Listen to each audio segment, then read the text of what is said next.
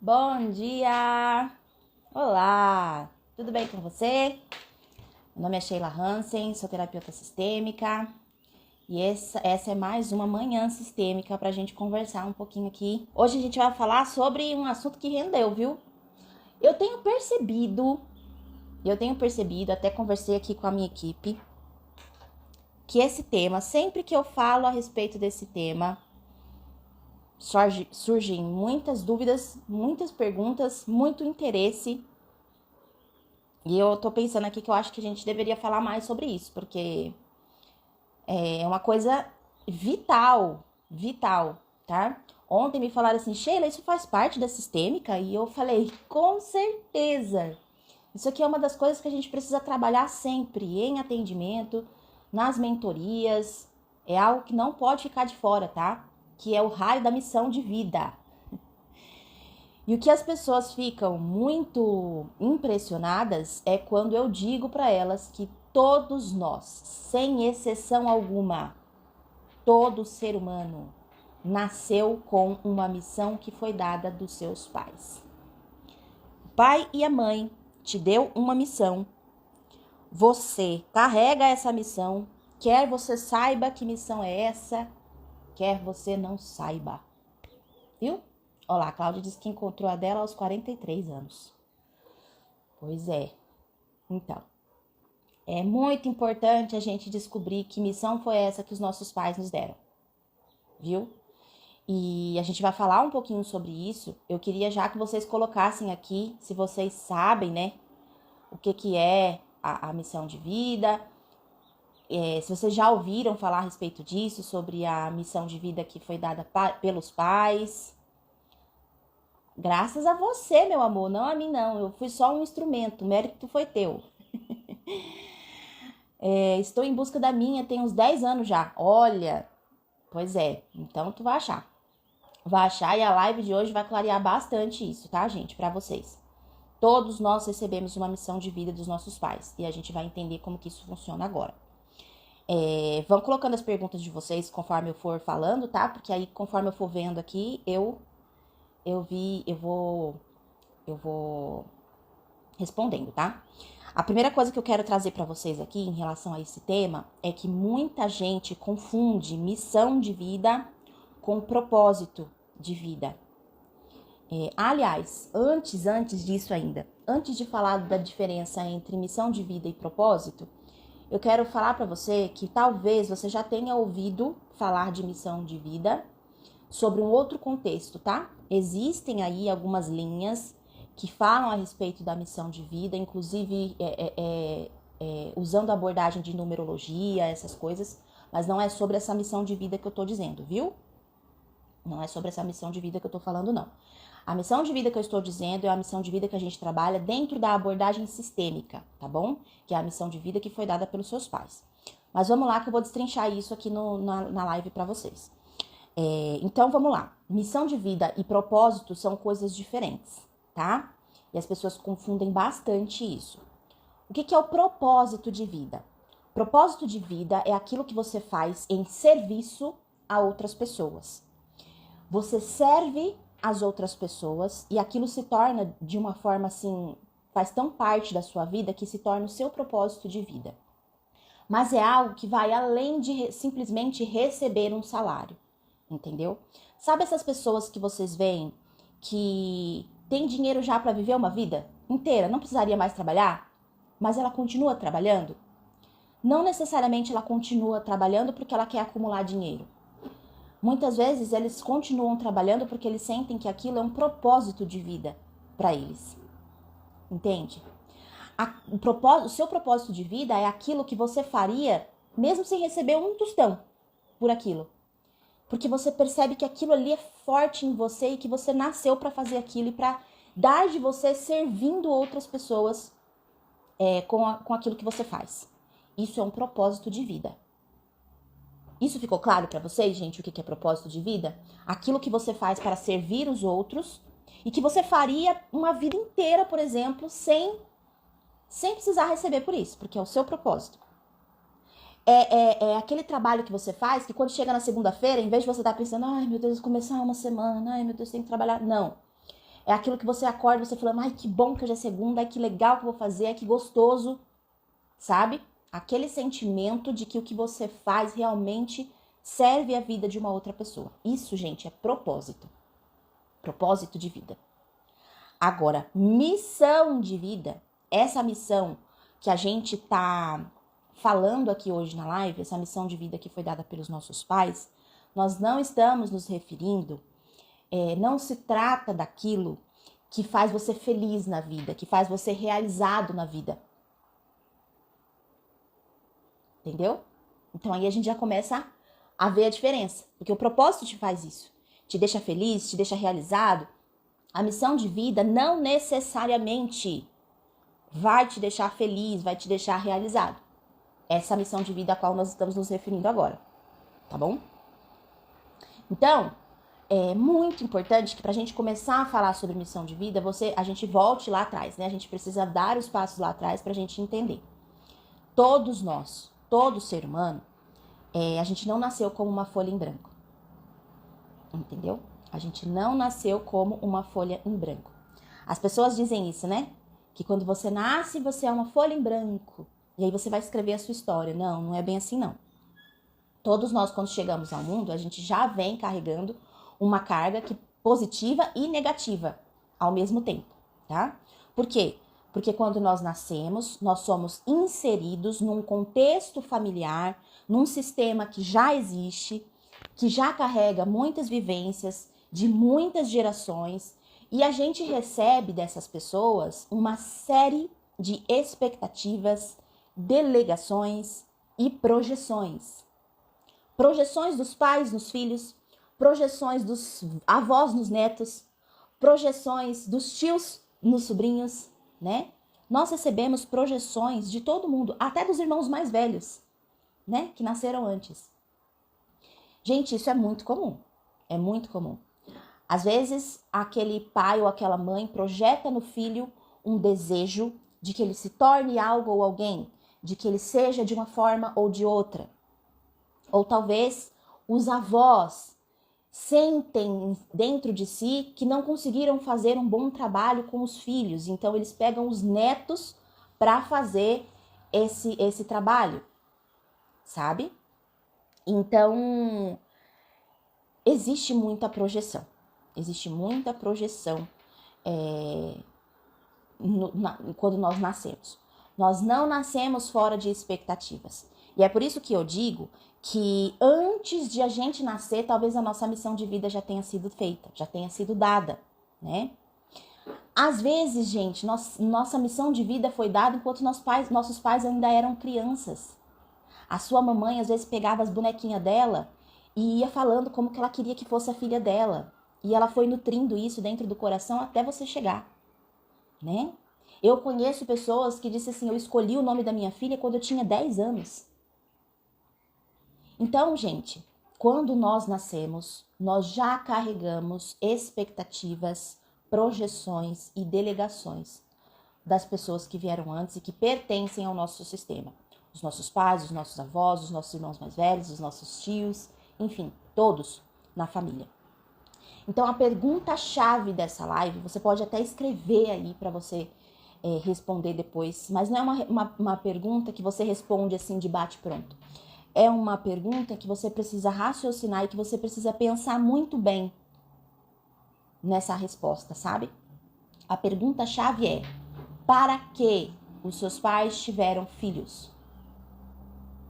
Para que os seus pais tiveram filhos? Eu não disse por que os seus pais tiveram filhos. Eu disse para que eles tiveram filhos. Quando eu faço essa pergunta, muitas pessoas às vezes não sabem responder. Ou elas respondem assim de bate-pronto, não, ela não queria que foi sem querer, foi um acidente. Será? Por isso que eu tô falando que você precisa parar um pouco e pensar no para que os seus pais tiveram filhos. Para que você nasceu. Alguns motivos mais frequentes que eu vejo, né, que eu gostaria de pontuar com você aqui. Então, por exemplo, um filho para ser companheiro da mãe, né? Então, às vezes o casamento lá não tá muito bom, o marido é um pouco ausente, então eu tenho uma companhia. E aí aquela mãe pega aquele filho homem, né, pra ela. Ou a filha mulher, né, pra ser companheira da mãe. Eu, quando criança, eu ouvia muito, assim, quando criança não, minha vida inteira, que a filha mulher cuida dos pais, o filho homem não, mas a filha mulher cuida, né? Então, o que é? Ou talvez para ser companhia dos irmãos. Ai, meu filho vivia pedindo, vivia pedindo, vivia pedindo, vivia pedindo. Eu tive que ter outro filho, porque senão meu filho mais velho não ia parar. Então, aquele filho nasceu para quê? Para fazer companhia pro irmão mais novo. Para que você nasceu? Outro motivo. Filhos que são gerados para serem babás dos irmãos. Pai e mãe trabalham, né? E aí, se tiver um irmão para cuidar do outro, já ajuda. Ou filhos que foram criados para cuidar dos pais na velhice. Já ouviram isso? Ah, eu tive filhos porque... O que seria de mim depois que eu ficasse velho? Não ia ter ninguém para cuidar de mim. Para que você nasceu? Outro motivo. A gente vê muito isso até em filmes, séries, né? Retratando isso que acontece na vida real. Filhos que são concebidos para ajudar na doença do irmão ou da irmã. Porque pode ser doador de órgãos. Para salvar a vida do irmãozinho, da irmãzinha que está doente. Ou suprir um vazio da morte de alguém. Alguém faleceu no sistema. Pode ser pai, pode ser mãe, pode ser um aborto. E aquilo causa um vazio tão grande no peito. E aí a pessoa engravida, para ela, enfim, suprir aquele amor que vai ter pelo filho, tape aquele buraco que existia no peito até então por causa da morte de alguém. Para que você nasceu? Ou o casamento não estava indo bem, a gente não estava se conectando, e aí a gente achou que um filho talvez pudesse unir o casal novamente. Isso pode ser consciente ou inconsciente. Nasce para manter os pais juntos. Ou para ser advogado, né? De um dos pais. Eu preciso de alguém que me defenda desse homem. E aí eu tenho um filho para me defender. E às vezes vai a vida inteira assim, viu? Eu atendi recentemente uma pessoa que ela é advogada da mãe no divórcio do pai e da mãe. Tudo que a mãe precisa resolver, liga pra filha. E aí, o que eu faço? O que eu falo pra ele? O que eu faço? O que eu respondo? Qual o tipo de acordo que eu devo fazer? É a filha que resolve. Vocês percebem, gente, como nós acabamos nos envolvendo muitas vezes na missão que foi dada para os nossos pais?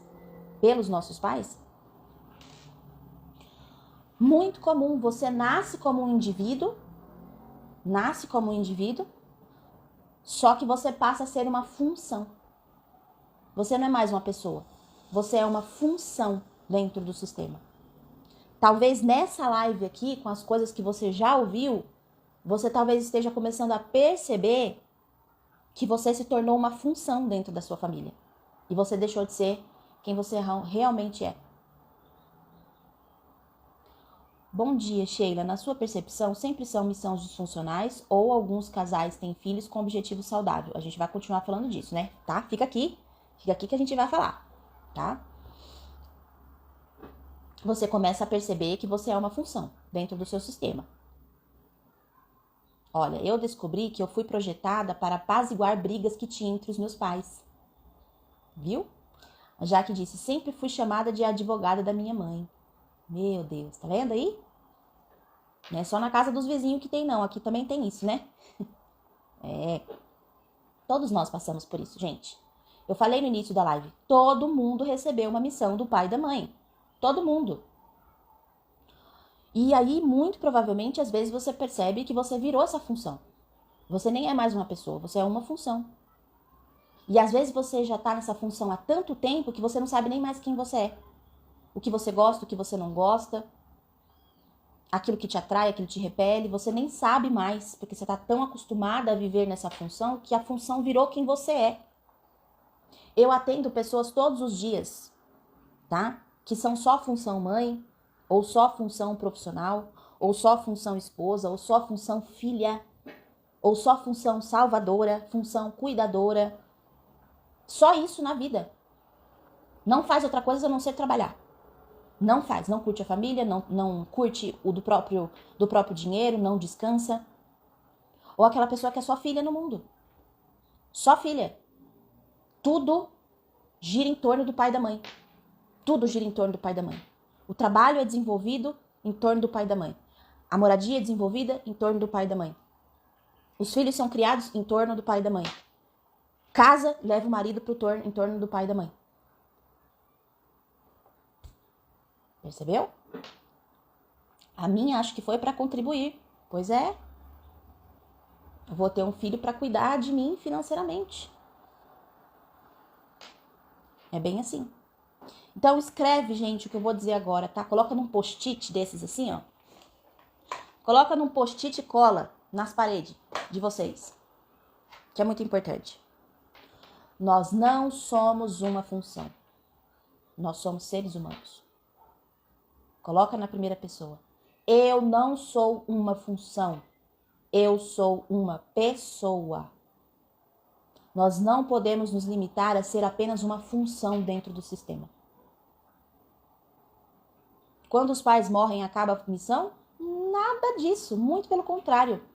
Se você está vivendo preso numa missão disfuncional, os pais morrem e você continua fazendo, porque você acha que se você fizer diferente, você vai estar desonrando a memória dos seus pais.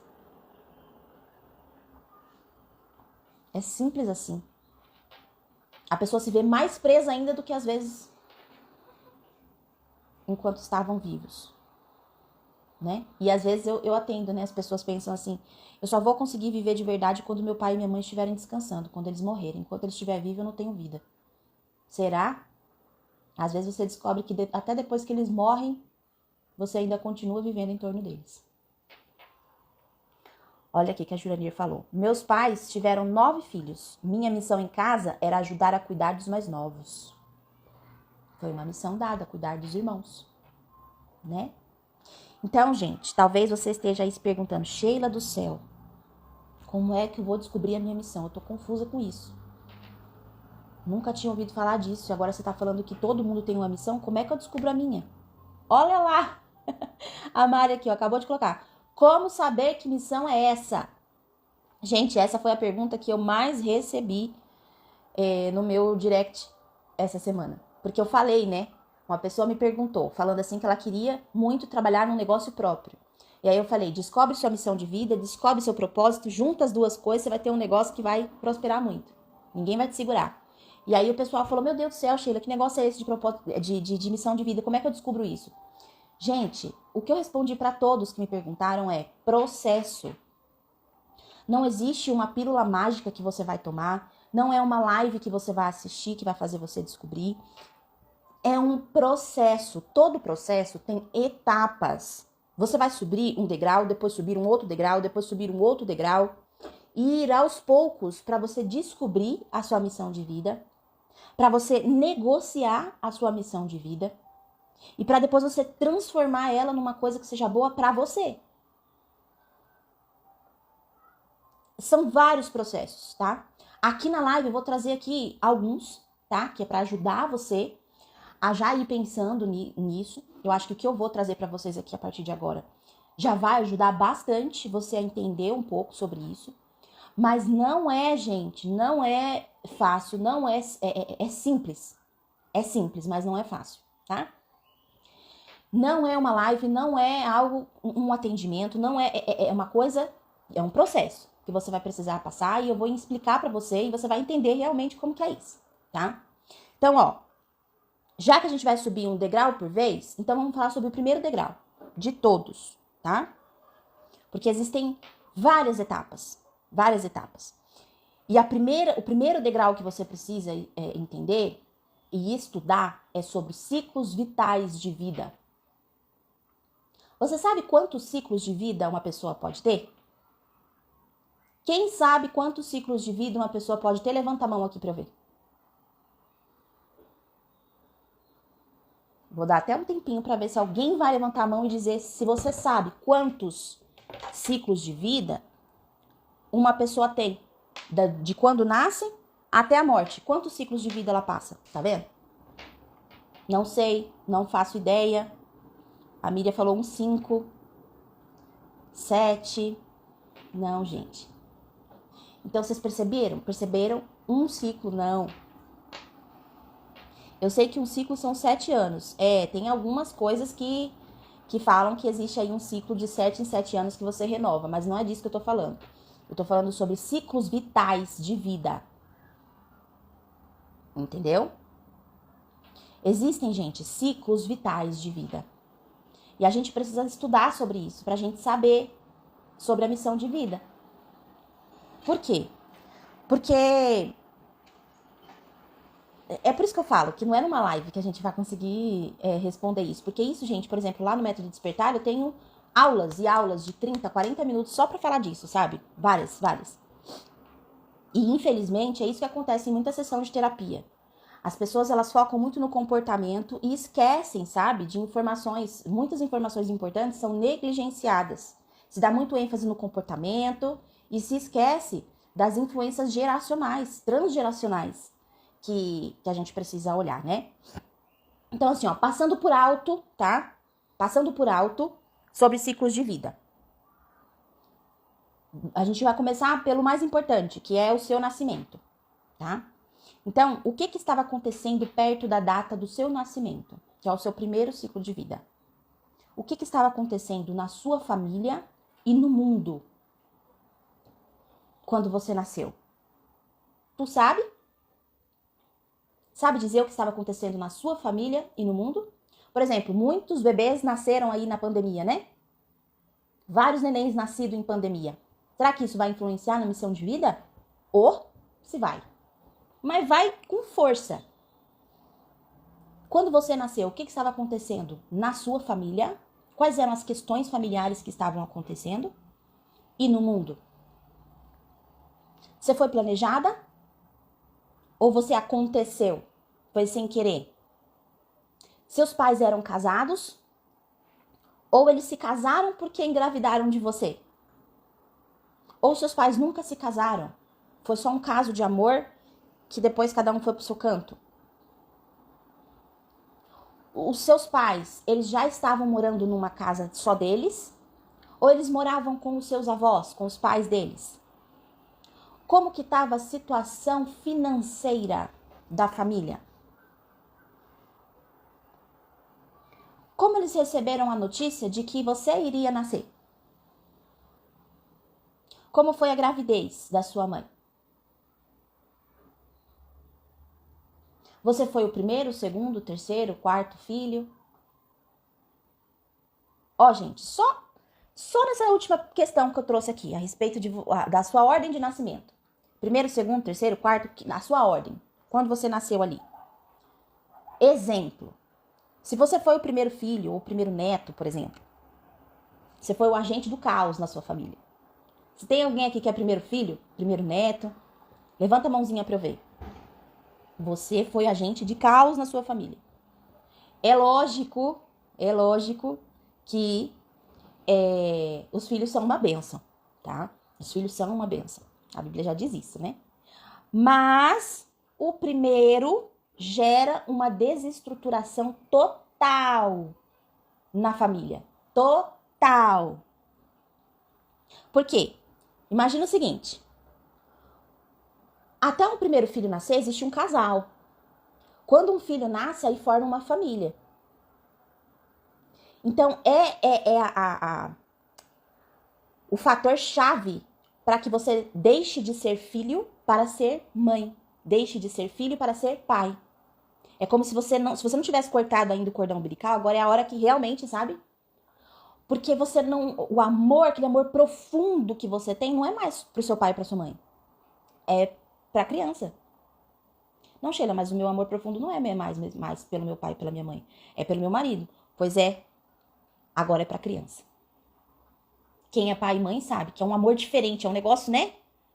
É diferente, é um amor que não dá pra se explicar. Pois é. Como é que seus pais lidam com isso? Que agora eles não têm você com atenção plena. Como é que seu marido lida com isso? Como é que seu marido lida com isso? Que antes a atenção era toda pra ele, agora a família virou de cabeça pra baixo. É uma outra rotina, é uma outra coisa completamente diferente, né? Novos títulos. E com novos títulos vem novas funções. Antes eu era só esposa.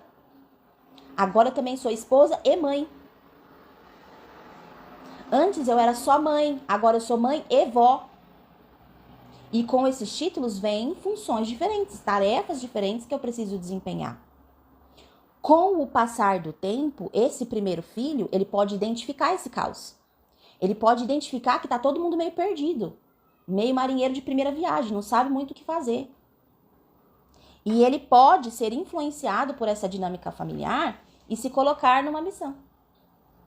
Porque tem isso também. Ao longo da vida, por isso que a gente tem que estudar sobre ciclos vitais. Ao longo da vida, a gente pode se impor uma missão também. Entendeu?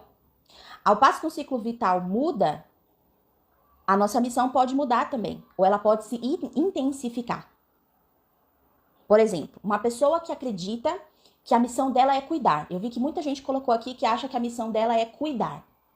Aí, de repente, o pai morre, por exemplo. Não vai intensificar essa missão? Porque agora a gente não tem mais o meu pai. Agora eu sou o arreio da família. Ou um revés financeiro. O pai tá desempregado, a mãe tá desempregada. Eu nasci para contribuir, como disseram aqui. Eu nasci para contribuir financeiramente com a família. Meu pai tá desempregado, minha mãe perdeu o emprego. O que eu vou ter que fazer? Vou ter que procurar um emprego. Vou ter que ir atrás de dinheiro, eu tenho que dar um jeito de resolver isso. Então, ao longo dos ciclos da vida, dependendo de que ciclo você tá, você sabe que tipo de missão que você recebeu ou que você intensificou. Mas o principal, gente, o principal ciclo de vida é o nascimento. É por isso que é o primeiro degrau. Entender sobre os ciclos de vida e descobrir em qual ciclo de vida você chegou. Onde é que estava na linha do tempo da sua família quando você foi inserido? Você foi inserido num momento de alegria, de abundância, de felicidade? Ou você foi inserido num momento de luto? Ou você foi inserido num momento de escassez? Ou você foi inserido num momento de... Olha aqui, falaram aqui, ó. E quando você é o primeiro filho depois de um aborto? Você não é o primeiro filho, você é o segundo. Simples assim. Você não é primeiro, você é segundo, você teve um aborto antes. Tá vindo num ciclo vital de luto, talvez. Porque às vezes veio logo depois, né? Daquele aborto. Gente, subiu tanta coisa aqui. Deixa eu ver se eu consigo achar aqui pra eu ir. Subiu muita coisa. O pessoal falando que é a primeira filha. Até brincamos que somos cobaia. Pois é.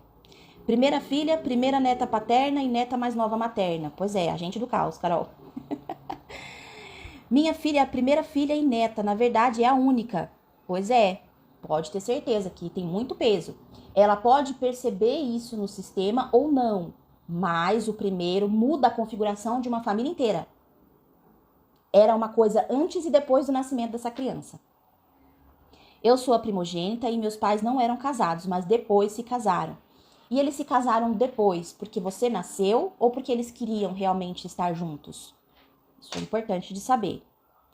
Havia uma briga por terras com minha família. Meu avô foi assassinado 4 meses antes do meu nascimento. Nasceu no meio do luto, de tragédias. Briga. Isso fala muito, fala muito. Meu pai se casaram porque minha mãe engravidou de mim. E quando eu tinha 9 anos, eles se separaram. Como é que você lida com isso, Cleide? Tem algum sentimento de culpa aí? E talvez você nem perceba. Não me sinto culpada por isso. Mas será que você aborta tudo que acontece na sua vida? Você se sente merecedora de coisas boas? Bom de pensar. Olha esse aqui, tem um filho, meu marido disse que eu troquei ele pelo menino. Percebeu? Como você tem que agora você não é mais só esposa, agora você também é mãe. Como que desconfigura um pouco o casamento, o casal. Gente, muita coisa aqui eu não vou conseguir ver, porque senão a gente não consegue avançar, tá? Mas é importante de observar isso. Tá fazendo sentido pra vocês, gente? Coloca aqui pra mim, tá fazendo sentido pra vocês isso? Vocês estão conseguindo, conforme que eu vou falando aqui pra vocês estão conseguindo encaixar nas coisas que vocês, no que você sabe a respeito do seu nascimento? Importante, viu? Fala pra mim se tá fazendo sentido, porque aí eu percebo se eu preciso mudar aqui a minha maneira de explicar. Nasci no dia em que a minha bisavó paterna morreu. Meu Deus. Muito pesado. E aí você precisa ir olhar para isso, viu, Miriam? Para ter certeza de que você não está identificada com essa bisavó. Porque você chegou na hora que um buraco na sua família se fez. Você chega, o mais comum é aquele bebê... Tá, gente, é tudo inconsciente, tá? O bebê chega, vê um buraco e puf, pula lá. Tá fazendo sentido. Estou me segurando para não chorar. Não segura, Jurali. Não segura. Chora. Chora, põe pra fora. Isso é importante, viu? Só respira. Não para de respirar. Tem gente que quando vai chorar, prende. Respira e deixa a lágrima vir, tá bom? Sou fruto de uma traição. Muito importante olhar pra isso. Tinha muita culpa em relação à minha avó paterna, filha dela. O choro é livre na sistêmica. Isso aí, Dai. Isso aí.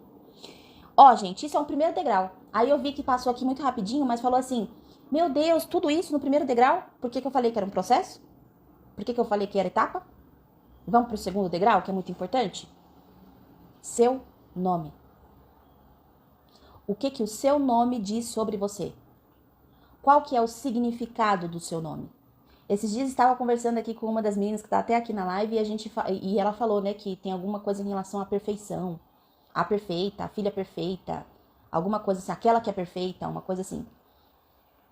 E aí ela percebeu que realmente, que ela agia, tudo tinha que ser certinho, tudo tinha que ser perfeito, né? Significado do nome. Quem que escolheu o seu nome? O seu nome é homenagem para alguém? Qual que é a origem do seu nome? De que cultura ele vem? Por exemplo, na cultura do judaísmo, os nomes eles são escolhidos pelo que está acontecendo na família naquele momento. Se vocês pegarem aí alguns livros da Bíblia para ler, o nome era escolhido de acordo com aquilo que estava acontecendo naquele momento na família. Tinha pessoas que até recebiam nomes por causa do lugar que nasceu, né? O território em que nasceu. Você é fulano filho, neto, júnior, né? Você tem nome composto? Ou você tem nome simples? O seu sobrenome fala mais alto do que o seu próprio nome? Joana Dark, por causa da Marte. O que isso diz sobre você? Tu vive colocando as pessoas na sua frente aí? Jô, fala pra mim.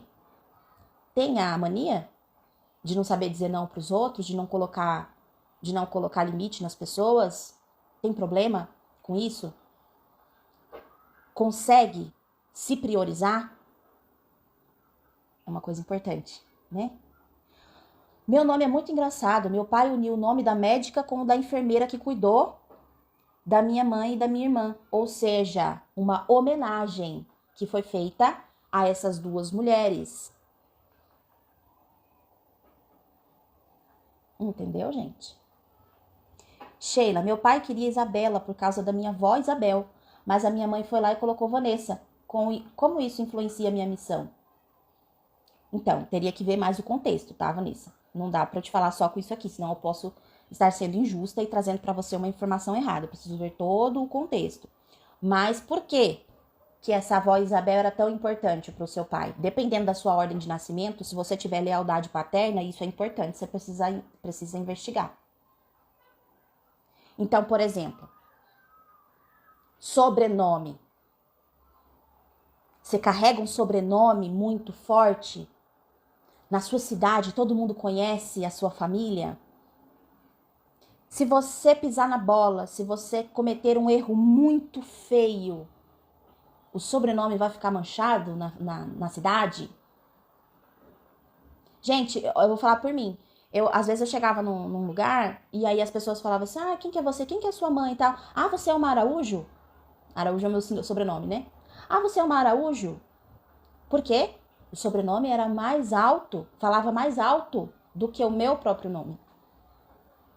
É assim no seu caso? Gente, na vida nada é coincidência, viu? Meu nome escolheram porque gostaram. Meu nome foi por causa da mulher da novela. Meu nome foi porque é uma geração com esses nomes. Eu já sou o fulano terceiro com esse nome. Entendeu? Nada é coincidência. A maioria dos meus alunos, né, quando eles descobrem que os nomes foram escolhidos por acaso, eles vão pesquisar um pouco sobre isso e eles veem que os nomes deles, o significado dos nomes, eles têm mais a ver com a sua personalidade do que o que eles imaginavam. Meu Deus, eu nunca imaginei, eu sou exatamente o que diz o significado do nome. Pois é, teu pai e tua mãe talvez nem sabia que o significado era esse, mas nada é por acaso, nada é coincidência.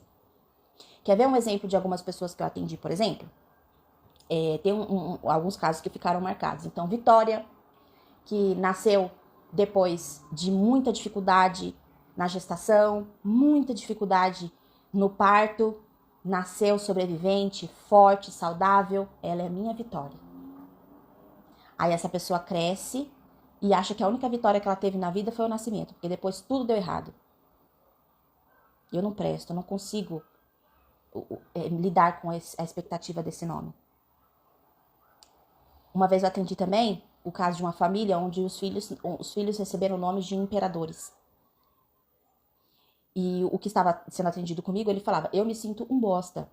Porque a expectativa era que eu fosse um homem forte, que eu fosse um homem de liderança, um homem que, arrasta multidões. Não, eu não sou nada disso. E lidar com a frustração de não conseguir corresponder às expectativas dos pais, gente, é muito difícil. É muito difícil. Então, assim, não se engane. O seu nome diz muito sobre quem você é, sobre o que você faz e como você faz. Gente, isso aqui, 2 degraus sobre ciclo de vida. E a gente tá falando aqui, só sobre o iniciozinho. Porque você passa por vários ciclos de vida até você morrer. Obrigada, gente, 8h43, obrigada.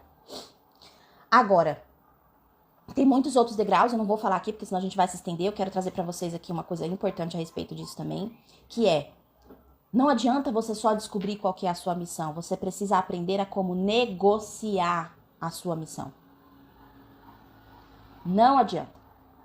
A gente precisa aprender a negociar a nossa missão.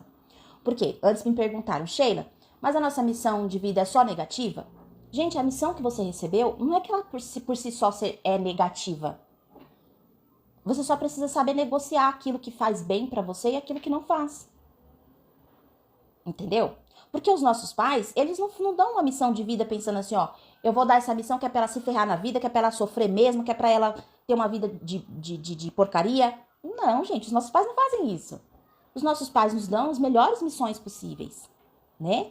Só que a gente precisa saber negociar, porque a gente veio num contexto, passaram-se anos e a gente vive um outro contexto hoje. E talvez aquilo que funcionava dentro daquele contexto quando a gente nasceu, não funciona mais hoje. E aí a gente tem que saber negociar. Como que se dá uma negociação? Olha, eu quero que você faça isso. Olha, isso aqui eu vou fazer, mas isso daqui eu não acho interessante. Eu posso fazer até isso daqui. Não, isso daqui, negociação não é assim? Olha, é X valor. Não, mas não posso te dar X valor, eu posso te dar tanto. Tá, mas e se a gente fizer assim? E aí você entra num consenso. Não é assim uma negociação? Então a gente precisa aprender a negociar a nossa missão também. Ok, eu descobri a minha missão, eu recebi algo, eu vou olhar para isso como adulto e não como criança. Eu vou olhar para o que eu recebi como adulto. E como adulta, eu vou decidir aquilo que eu quero carregar comigo, que eu vou trazer para mim, que eu vou continuar fazendo e que eu vou até transmitir para os que vierem depois, porque isso é bom para mim, isso aqui vai ser bom continuar na nossa família. Mas isso aqui eu não vou carregar. Isso aqui para mim não dá. Eu vou ter a coragem de decidir deixar as expectativas que colocaram em cima de mim com eles. Porque eu tenho o direito de ser mais do que só uma filha, de ser mais do que só uma salvadora, de ser mais do que só uma cuidadora, de ser mais do que só uma companheira. Eu recebi uma vida. Então eu tenho o direito de fazer com ela aquilo que eu achar mais interessante. Mas nota isso. Você só vai conseguir fazer isso se você for adulta.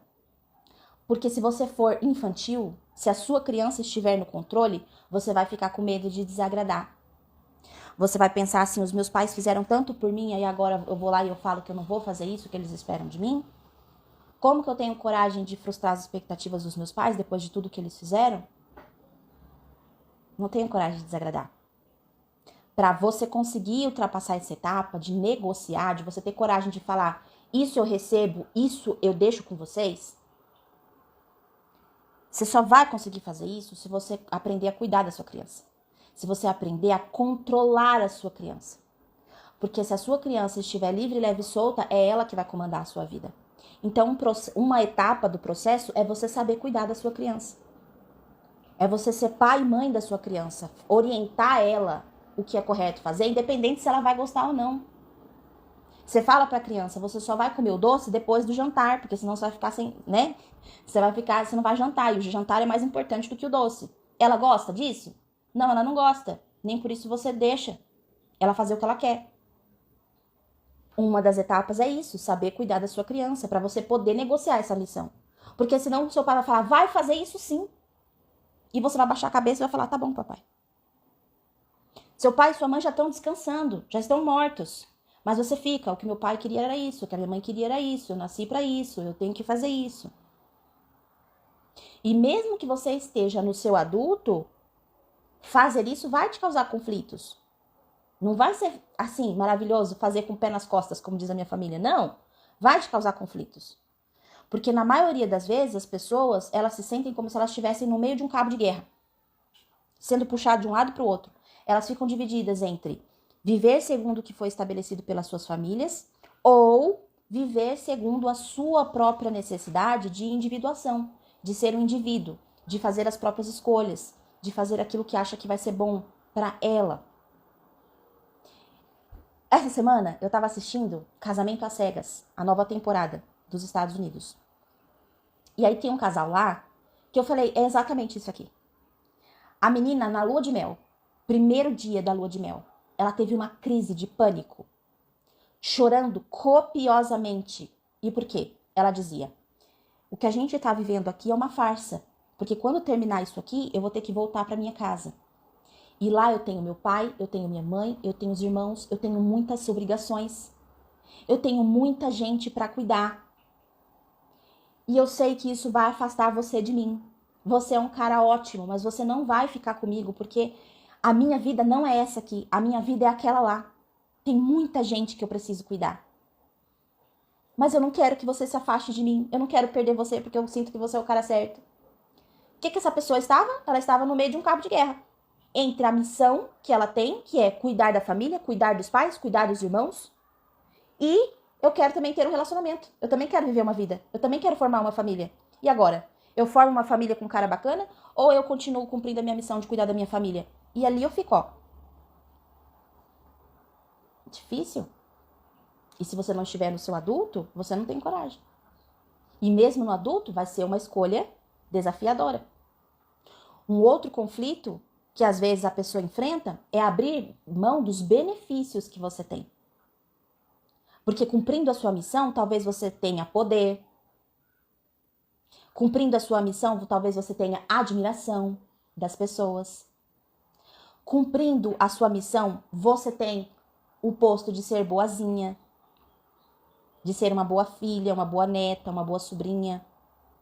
As pessoas ficam próximas a você. Você está disposta a perder tudo isso? Perder o controle das coisas que acontecem na sua família? Você está disposta a perder esse controle? Tá disposta a perder a admiração das pessoas? Em vez de as pessoas falarem assim, ai, como a fulana é maravilhosa, olhar pra você e falar, nossa, a pessoa só pensa nela, viu? Deixou todo mundo pra trás, só pensa nela, porque é assim que eles falam. Você tá disposta? Tá disposta a, ao invés de ter um monte de gente em cima de você, você se sentir meio solitária? Porque parece que as pessoas se afastaram de você? Porque sim, muitas pessoas se afastam.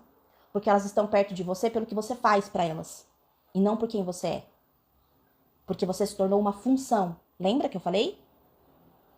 Você quer continuar assim, rodeada de pessoas, mas sendo uma função? Ou você quer se libertar de pessoas que te sugam com canudinho pra você ser uma pessoa, um indivíduo realmente? Negociar a sua missão. Por fim, depois que você negocia a sua missão, beleza, isso aqui sim, isso aqui não, até aqui eu vou, daqui pra cá não, acerto? Gostou, não gostou? Se gostou vai ser assim, se não gostou e tal. Ok, negociamos. O que a gente vai ter que fazer agora? Depois que você negociou, você precisa elaborar essa missão, transformar essa missão de forma de que ela te faça bem, de forma que faça bem para os outros e para você também. Não só dentro do seu sistema, mas em todos os sistemas que você vive. Por exemplo, gente, falando assim bem brevemente, eu nasci no luto da minha mãe com o pai dela. A minha mãe casou logo depois que meu avô faleceu. Ela começou o casamento com um problema de depressão muito grande e logo depois eu nasci. Eu nasci bem próximo do início do casamento. Claro que eu estava vindo para suprir esse vazio do meu avô na vida dela. E no momento em que eu fiz isso, eu peguei todas as funções dele para mim, que era o quê? Cuidar dela. Meu avô foi um homem que cuidou da família muito bem cuidado, sabe? Até era rígido demais para cuidar da família. Então eu peguei esse negócio aí, eu tenho que cuidar da minha mãe, né? Eu negociei. Ok, eu nasci para cuidar? Ok, eu vou cuidar, mas eu não vou cuidar só da minha mãe.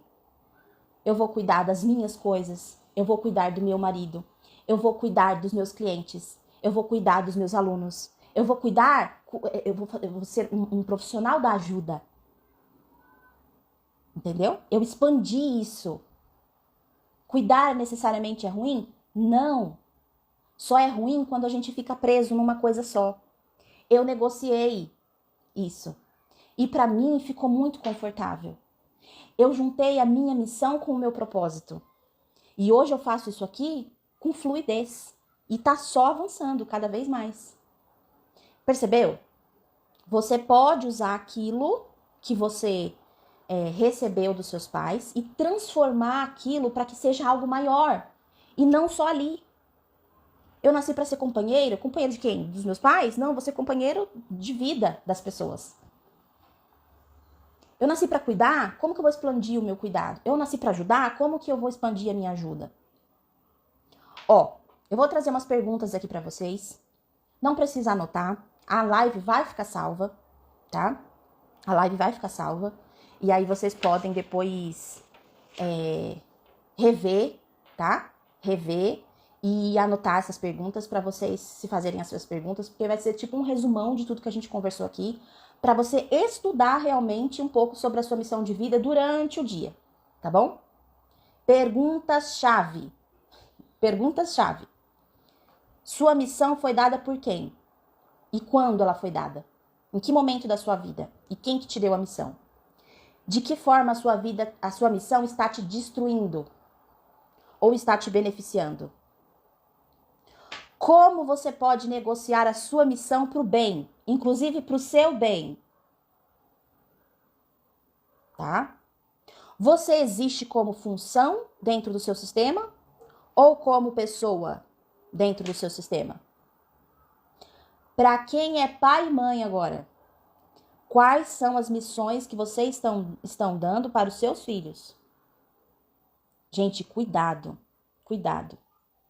Eu tenho visto jovens carregando tanto peso de expectativa dos pais que estão recorrendo ao suicídio. Preferem morrer no lugar de frustrar as expectativas dos pais.